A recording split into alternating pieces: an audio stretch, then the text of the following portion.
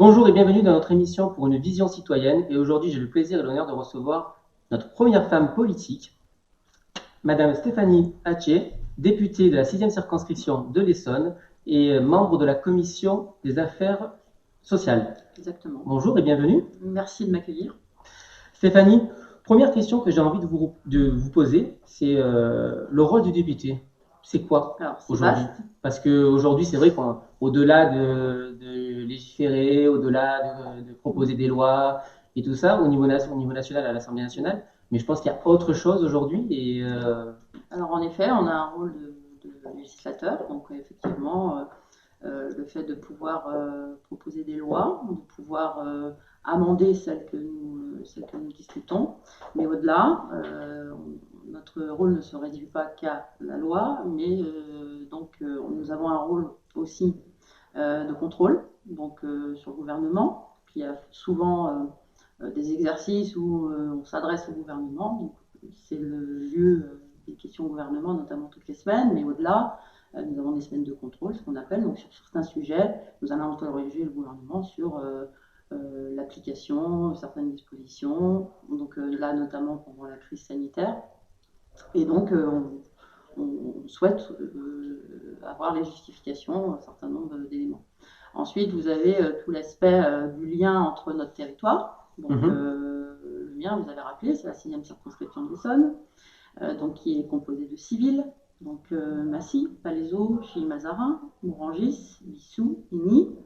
Donc, sur ces 6 villes, il y a des habitants, donc 127 000 à peu près. D'accord. Et sur ces 127 000, ce sont des citoyens qui vivent concrètement et qui ont besoin effectivement de savoir ce que leur député, ce que leur parlementaire peut leur apporter. Et donc, ce qu'on peut leur apporter, c'est de se dire ce que nous votons, il faut qu'il y ait une incidence concrète sur leur quotidien. Et donc, nous faisons le lien. Donc, je suis souvent saisie par la population en me disant voilà, tel commerce n'est pas suffisamment élevé, il y a des difficultés au niveau du commerce de proximité, etc. Et donc ça, on essaie de le prendre en compte dans nos futurs débats, dans les lois que nous allons voter. D'accord, mais et du coup, est-ce qu'il y a un lien aussi d'échange avec les maires de ces villes, Alors avec surtout les élus locaux, pas que les maires d'ailleurs, alors même les maires adjoints, les conseillers on a un municipaux? rôle de proximité, effectivement. On est, enfin en tout cas, moi j'essaie de faire en sorte que le plus possible le dialogue existe. Donc c'est pas le dialogue républicain à la base, parce que parfois nous ne sommes pas d'accord sur le fond des sujets, mais peu, parce que quand l'intérêt collectif et l'intérêt des populations priment, on trouve toujours des accords. Donc ce lien entre l'État et les collectivités est très important, et ça je l'assure et j'essaie de l'assurer au quotidien. Donc j'ai un lien avec les maires qui est assez privilégié.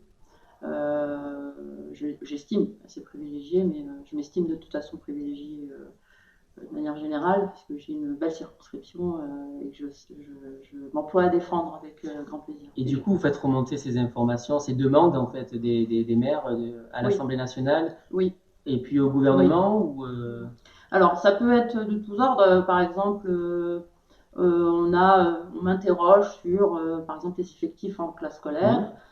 Donc, on a des outils en tant que parlementaire pour pouvoir interroger le gouvernement. Donc, soit par des questions orales, soit les questions au gouvernement, quand c'est une actualité prégnante, soit les questions écrites, soit les courriers en lien avec les cabinets, mon équipe et les cabinets des ministères. Donc un lien effectivement assez privilégié qui peut amener à ce qu'on obtienne des choses, et je fais remonter effectivement parfois des inquiétudes, parfois des réussites. Voilà, donc c'est un petit peu tout ça que je fais au quotidien et toujours en m'assurant que l'intérêt général est respecté. D'accord. Stéphanie, ma deuxième question s'adresse plutôt sur la partie les enjeux aujourd'hui du territoire. Oui. Alors, à l'échelle du territoire et puis à l'échelle nationale, mais d'abord, dans un premier temps, quels sont pour vous les enjeux aujourd'hui sur le territoire? Alors, on a, je le disais un petit peu, on est sur une circonscription assez privilégiée, donc 6 villes.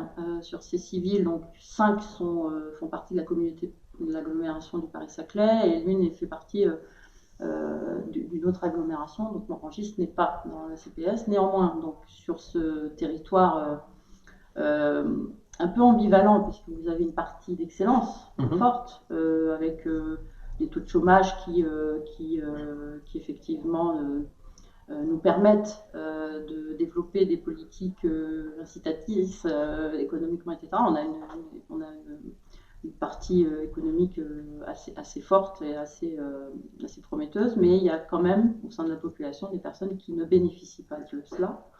Et donc tout l'enjeu, c'est de ne pas oublier trop de monde sur cette avancée et que l'excellence puisse emmener tout le monde.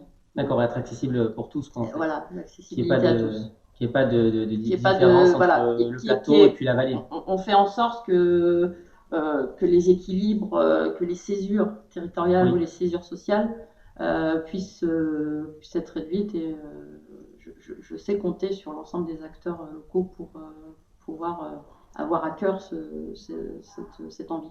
Et justement, cette fracture aussi numérique, Aussi. vous avez une vision Alors, on a, si vous voulez, on est effectivement sur le développement de la 5G, donc effectivement sur l'ensemble de l'évolution technologique, beaucoup reste encore un peu sur le bord du chemin, notamment qui crée un éloignement avec notamment l'accès aux droits, l'accès aux services publics. Lorsqu'une personne ne peut pas effectivement se connecter, entre guillemets, pour pouvoir prétendre à une aide sociale ou pouvoir s'inscrire même à Pôle emploi. Il faut qu'on mette des outils et des lieux qui permettent à ce que ces personnes ne soient pas effectivement oubliées. Donc, il y a un certain nombre de dispositifs, donc le développement des maisons France Service notamment, donc, où on amène la proximité avec la population. Ce sont des lieux qu'il faut développer effectivement, et c'est un petit peu l'enjeu aujourd'hui. Bah oui, tout à fait, parce que c'est vrai que puis la digitalisation aussi dans les mairies. Est-ce que vous menez des actions aussi auprès des mairies Alors, pour ça, les c'est plutôt accompagner? effectivement plutôt les mairies. Alors, on a là pendant la crise, notamment lorsqu'on a permis au commerce de développer leur click and collect, notamment, on a mis à disposition des agents pour pouvoir aider les entreprises à développer cet outil, donc à se digitaliser et à faire en sorte de rattraper un petit peu la course à ces éléments et à s'adapter à la situation que nous connaissons aujourd'hui. D'accord. Pour vous, la relance économique à l'échelle du territoire passera-t-il par un grand plan de relance? Je parle par exemple de tous ces tiers-lieux qui naissent, qui commencent à... Alors, il y a déjà effectivement France Relance, donc avec dans chaque département un sous-préfet à la relance qui a été nommé. Donc le sous-préfet à la relance de l'Essonne, je le rencontre la semaine prochaine, donc justement pour évoquer les dossiers qui concernent mon territoire spécifiquement, mais l'Essonne plus généralement. Donc avec effectivement des enveloppes dédiées pour que effectivement on prépare la sortie de la crise sanitaire. D'accord. Et du coup, qu'est-ce qui va être mis en place pour les personnes âgées, pour les gens qui sont en difficulté aujourd'hui Alors, on abonde énormément sur le développement. Alors, c'est différent. Enfin, il y a France Relance, donc on a un certain nombre sur un certain nombre de secteurs, y compris la transition écologique, où il y a une enveloppe allouée sur la transition écologique pour adapter un petit peu le futur. Mais au-delà, là, les politiques sociales, elles sont effectivement importantes, puisque aujourd'hui, on a encore assez peu d'éléments qui nous permettent d'évaluer un petit peu l'ampleur des personnes qui vont basculer. On a cette crainte et cette appréhension. Alors, vous parliez des personnes âgées. Les personnes âgées, c'est une politique publique à part entière. C'est une politique publique sur laquelle je m'investis énormément. Donc, on a sur notre territoire, sur la circonscription 10 EHPAD, par exemple, des établissements. Donc, on suit l'évolution de la sortie des crises, la rupture de l'isolement, etc., avec beaucoup d'importance. Et donc, on crée ce lien-là avec les personnes âgées. Et moi, sur les personnes âgées, donc mon travail législatif m'a amené à déposer une proposition de loi récemment pour lutter contre les violences faites aux personnes âgées dans le cadre familial. Puisque pendant la crise sanitaire, on a effectivement vu les chiffres évoluer, hélas, en termes de violence. en termes familiales, donc violences faites aux femmes, violences faites aux enfants. Et on a peut-être oublié de parler des violences faites aux personnes âgées. Alors, j'évoque vraiment les violences qui s'exercent au sein de la famille, au sein du foyer. Les violences institutionnelles, j'ai des collègues qui travaillent aussi de manière de manière très impliquée. D'accord. Et donc, moi, dans le cadre de mon travail, j'ai évolué vers cet élément. Donc, j'ai déposé une proposition de loi la semaine dernière. D'accord. Mais c'est suite à votre commission Alors, je siège à la commission des affaires sociales. Alors, le travail des personnes âgées, je l'ai commencé dès mon arrivée à l'Assemblée nationale. Donc, je suis députée depuis le 2019. Et donc, j'ai eu l'opportunité, à la suite de la présentation d'un rapport, le rapport Libault, donc, dans le cadre de la préparation d'une future loi sur le grand âge et l'autonomie, un sujet de société majeur dont il faut parler. Il manquait des éléments sur les territoires ultramarins. C'est aussi une autre partie de mon engagement, puisque j'en suis originaire à 2 titres. Et donc, j'ai donc été chargée de mener un rapport avec ma collègue de La Réunion, Erika Barrette, pour évaluer un peu les politiques publiques sur le grand âge et l'autonomie dans les territoires ultramarins. À la présentation de ce rapport, en fait, j'ai intégré un groupe de travail au grand âge et l'autonomie à l'Assemblée nationale, et j'ai donc intégré la commission des affaires sociales. Et c'est un travail que j'ai fait évoluer depuis, qui a mené effectivement à cette proposition de loi. D'accord. Après, c'est un cheminement. Oui. C'est un cheminement avec toute l'implication que ça a. Et c'est vrai que ça a toujours été une de mes préoccupations. Aujourd'hui en France, pour moi, on ne peut pas vieillir et mourir dans des conditions d'exclusion et d'isolement majeur. Et justement, vous répondez quoi? Alors, c'est une question d'actualité, mais vous répondez quoi à la jeunesse aujourd'hui qui aujourd'hui se sent un peu abandonnée, notamment avec cette crise sanitaire qui est arrivée et ils n'ont plus le droit, entre guillemets, de sortir, de faire la fête, tous ces sujets-là qui se sont arrêtés d'un coup d'ailleurs pour eux? Au-delà de cet aspect-là, la problématique des jeunes, effectivement, donc, la jeunesse est en grande souffrance. Je pense que l'ensemble de mesures qu'on peut prendre, notamment envers les étudiants, l'utilisation des étudiants, montre qu'on a cette confiance quand même. Enfin, le président est venu il n'y a pas si longtemps le président de la République est venu il n'y a pas si longtemps sur notre territoire, au bureau. Donc, pour expliquer qu'on avait effectivement complètement conscience de la situation d'urgence dans laquelle beaucoup d'étudiants et beaucoup de jeunes se retrouvaient. On a développé un certain nombre de mesures, Un jeune, une solution, qui met donc en place des solutions adaptées à chaque jeune dans un cadre de recherche d'emploi. Et par rapport aux étudiants, effectivement, le repas à 1 euro, enfin, un certain nombre de dispositifs comme ça qui permettent de les soutenir. Ce ne sera jamais assez, puisque la détresse sociale peut être parfois importante, et puis les inégalités s'exacerbent là, avec cette crise, et donc du coup, on essaie d'œuvrer pour faire au mieux. C'est un sujet qui est débattu à l'Assemblée nationale? La jeunesse. Oui, on en parle tous les jours. On l'évoque tous les jours. C'est une préoccupation majeure. La jeunesse, c'est ceux qui seront là demain, après nous. Et donc, oui, c'est une préoccupation majeure. D'accord. Stéphanie, une question un peu plus personnelle. Quelles a été vos sources d'inspiration pour devenir ce que vous êtes devenue aujourd'hui, une femme élue, engagée politiquement et puis aussi citoyennement? Alors, au plus loin que je m'en souvienne, j'ai toujours eu cet intérêt du collectif et de ce qui se passait autour de moi. Donc, de par ce que je vivais chez moi, avec mes parents, qui ont toujours été dans l'humilité, et puis dans le rapport aux autres, gentils, etc. Et puis aussi une famille aussi qui est très impliquée, mais plus précisément un grand-père. Avec lequel je parlais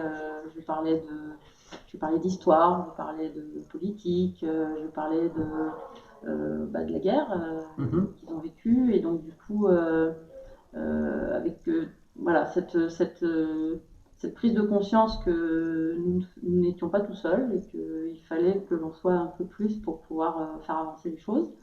Avec une envie aussi de ne pas rester devant mon écran et me dire c'est un scandale, c'est injuste. Une personne qui, pour moi, a faim dans la rue, c'est quelque chose qui n'est pas normal. C'est né comme ça. Pour moi, je me suis dit, je vais essayer de contribuer à ce que tout le monde ait sa place dans la société. Voilà. Ça a commencé comme ça. Ensuite, ça se forge. Et donc, j'ai beaucoup lu. C'est la manière que j'ai trouvé pour compenser un petit peu ce qui me manquait au niveau de mon parcours universitaire. D'accord. Parce que j'ai dû travailler d'abord. Voilà, j'ai repris mes études plus tard, mais j'ai dû travailler d'abord. Et donc, du coup, je compensais par la lecture. Et je me suis nourrie. Donc, mes premiers rapports, mes premiers exemples ont été plutôt. Voilà, d'abord, je cite Michel Rocard souvent, parce que ça a été l'un des personnages publics et politiques qui m'inspirait. Pas forcément par sa prestance médiatique, Oui. parce que voilà, mais je trouve que sa pensée était déjà précurseur de ce qui devait être proposé à la France. D'accord. Voilà. Ensuite, il y a eu d'autres références, mais c'est long. J'ai un parcours qui est...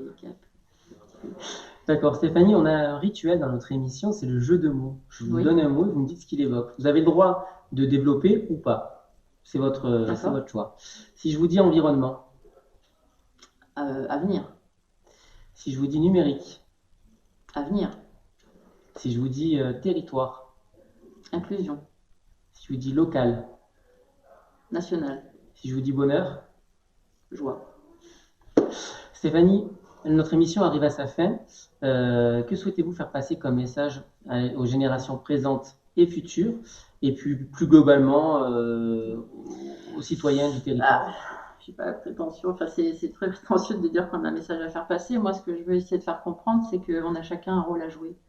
Vraiment, on est co-responsable dans notre société et qu'on a chacun un rôle à jouer dans ce qui peut fonctionner ou pas fonctionner. Et que un geste, même infime parfois, peut changer. On tend une main à une personne, ça peut changer la vie d'une personne, ou le fait de lui dire allez, j'ai un peu d'espoir, je vais essayer d'y aller. Donc on est co-responsable de ce qui se passe et surtout d'être dans une approche respectueuse de chacun et de ne pas être dans un jugement un petit peu intempestif et d'apprendre à connaître les personnes. Moi, je rêve vraiment qu'il y ait des lieux comme les vôtres qui se développent pour que chacun puisse se rencontrer d'horizons différents. Parce que je pense qu'en se rencontrant, en échangeant, on parvient à lever plein de barrières et plein d'a priori. C'est dommage d'avoir des a priori sur des personnes, parce que nous sommes tous des humains. Enfin, c'est un petit peu mon côté peut-être un peu naïf, mais j'y crois encore. J'y crois avec vous en tout cas. J'espère. Stéphanie, merci beaucoup d'avoir accepté notre invitation. Merci à vous. Nous étions en direct avec le web magazine Ville Intelligente Mag et je vous dis à très bientôt pour de nouvelles rencontres.